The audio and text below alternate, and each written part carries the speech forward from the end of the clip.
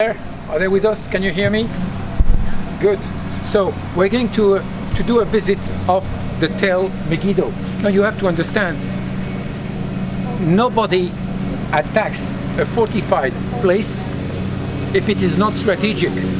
Actually, you are not going to fortify a place in the first place if it's not important. You understand? We are like in a vicious circle. If it's if the place is important, then you fortify it because you know some other will come and try to steal it from you. What makes Meggido so important?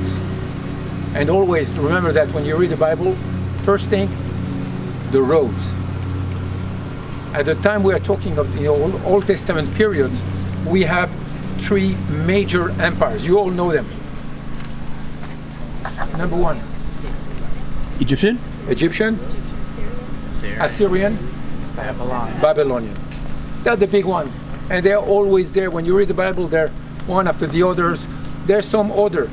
Babylon and Assyria and Egypt are the most ancient, okay? And they are on the two sides of a big desert area called Arabia. More or less at the same latitude, but the road between them is not straight because you have desert, has to go that way. Follows the rivers, the waters, Euphrates.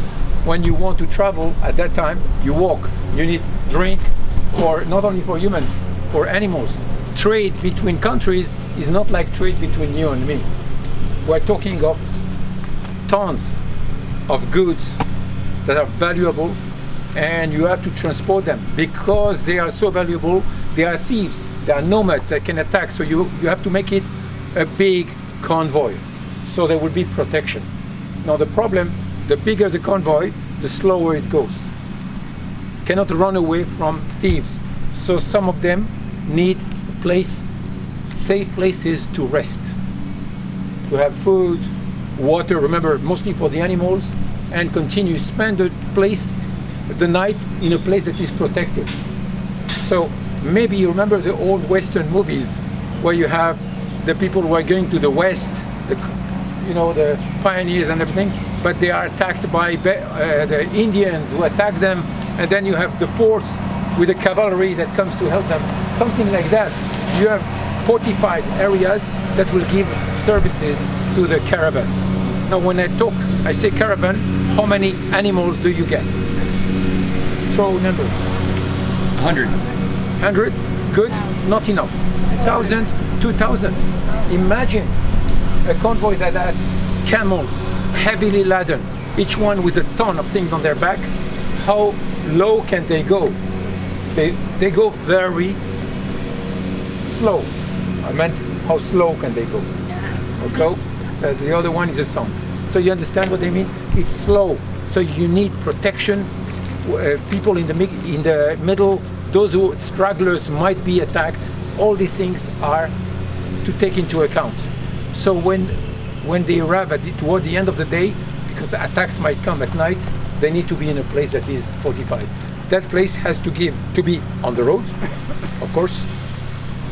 Now you cannot decide where the road is passing. It's nature that decides for you. It's valleys. Today we have bulldozers. We can dig tunnels. We can go through the Alps or the Rocky Mountains. We can do everything we want. At that time, it's the land that dictates the road.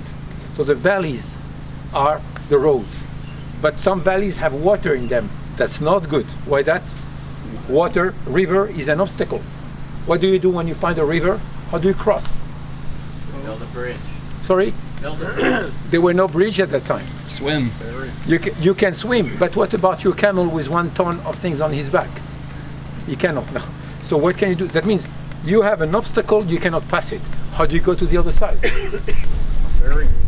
Camels. The long road. You go upstream until you find a spring, and then you go on the other side. You have to go, every river you find, you have to go to the spring and then go to the other side. That makes a long road, but you are not supposed to be in a hurry. Again, we don't. I'm waiting for my refrigerator this afternoon. Is it there? No, we're talking of goods that are traveling for months. And that is an important thing to remember, not the same time. So think about that. The valleys dictate the road. And then the people, and when the people want to stop, they want to stop in a place where it can be high and protected, and also it has some water. Without water, even a valley is not good enough. Water for drinking, not water for a river.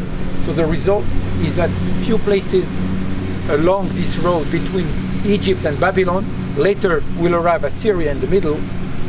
Also they will influence the road, but basically that road that goes to Babylon is a main highway. It was called the Sea Highway, Via Maris. The Roman called it the Via Maris. And that road was connected the cradle of civilization. We have to say that. It went in that shape because it's at the foot of the mountain, there's springs, rivers, population. You understand what? So it goes in a semicircle.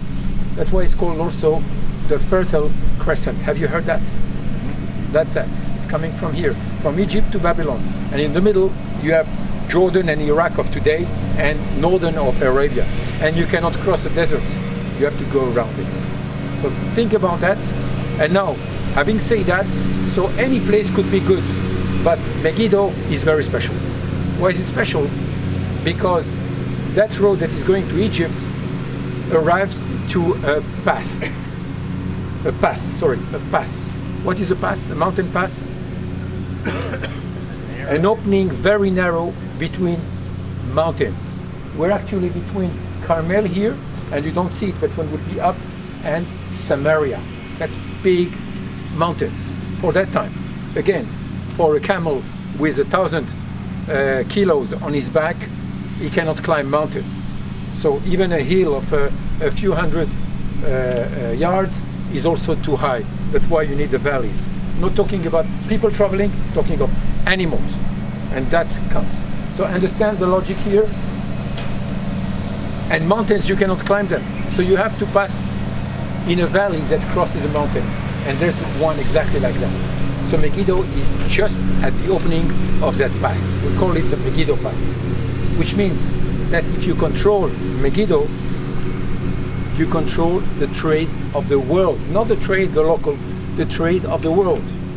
Between these, that was the world at that time. Sorry for you, America did not exist at that time. There was Asia, maybe a little bit of Europe was starting, but that was Asia, from the west to the east, and that was the center of the world. And of course, a place like Meggido was not repeated somewhere else, making Meggido a place of choice to block the trade or block any army that was invading. And that's, of course, if you are at war with Egypt, you want Meggido to be on your side. You want to control Meggido. If you are Egyptian and you are at war with Assyria, you want Meggido to be yours. So you understand how Meggido is passing from hand to hand. Every time a country is getting stronger, so they expand their influence and they capture Meggido. We have to say most of the time it was in the hands of the closest country of Egypt. Egypt has always been very influential here because they are our neighbors. So Meggido was Egyptian many times, but sometimes it became Assyrian, sometimes it became Babylonian. And some very short time, when the three empires were maybe weak or were busy somewhere else, the Israelites took over. We have very few mention of Meggido in the Old Testament. Have you noticed? For a place that is so important, world importance, there are very few mention. Why that? Because the Bible tells us the story of the Jewish people. It's a Jewish center. So they don't care much about Assyria and Babylon and their politics and everything. In a way, Babylon, Assyria, and Egypt are not real entities. They are the arm of God. When God wants to punish his people, he sends the Babylonian or he sends the Assyrian. You understand that? And when he wants to gratify them, he gives them a big victory over them. You understand these kind of things? So the Bible is not really interested into the geopolitics of that period. But we have to tell the truth. That place is so important that they will not leave a small people like the people of Israel to control a place like that. I will give you an example of today. Guantanamo. Where is it? In Cuba. Are there Cubans there? Maybe working there, but who is owning there? US. US says that's too important for you. You Cubans, I don't care. That's mine. Gibraltar. You know where Gibraltar is? Spain. Are there Spanish people? No. Gibraltar, maybe I pronounced not well. Gibraltar, it belongs to England, but it's in Spain. Why that? Great Britain say it's so far an asset for me that I don't care if you don't like it. Or the Falkland Islands. Remember that the story with Argentina? Again, when we are a big power, that's mine. Even if it is in your land, I don't care. And that, in a way, Meggido was maybe in the neighborhood and within the Kingdom of Israel, in the boundaries of the Kingdom of Israel, but seldom the Israelites control it.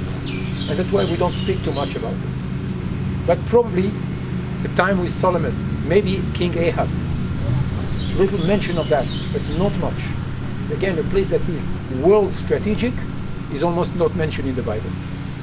But it's very well known as a place of battle and wars and destruction and gathering of nations. That's probably what made the writer of the book of Revelation to tell us that the final battle will take place where?